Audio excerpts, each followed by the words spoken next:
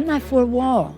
I'm not for a wall. Now, what's your favorite thing here, Mr. President? I like it all. I'm not sure what's going on, but I object. As this partial government shutdown continues, 25 days. I think I just heard the 25th day. help our lawmakers to open their hearts to your love.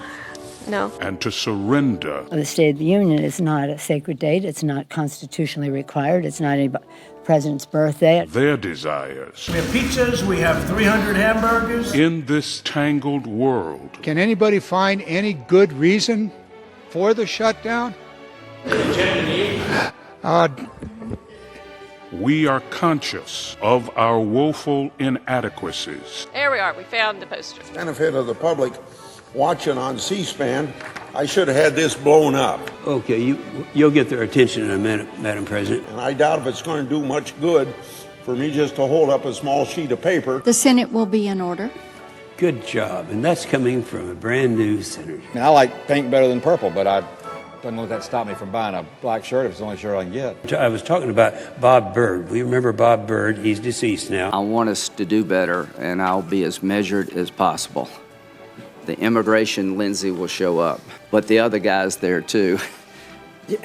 And I don't like him any more than you do. Mr. Chairman, I welcome the arrival of the immigration Lindsey Graham of 2013. The other Lindsey Graham, we shall see. We're looking forward to the Lindsey Graham chairmanship of Judiciary, and I'm sure if they'll make a movie about it, I'm sure. I talked to his staff, and I said, I want to follow up and send something to Rod in writing, but is he a one-pager kind of guy, or don't you think President Trump is a one-pager kind of guy? Excuse me? President Trump is a one-pager kind of guy. I suspect he is. Okay, just remember that. Go ahead. Yeah. I can tell you this, that ideology never shows up in my head. I thank the gentleman. I beg to differ. Here in a request for the A's. You don't usually have to ask for a recorded vote because when you were in the majority, it was always us that had to record the vote because we were losing. Frankly, I think that's what happened. Their son, Mary and Mike's son, Liam, who will someday be in the Department of Justice. Think about medical school, Liam.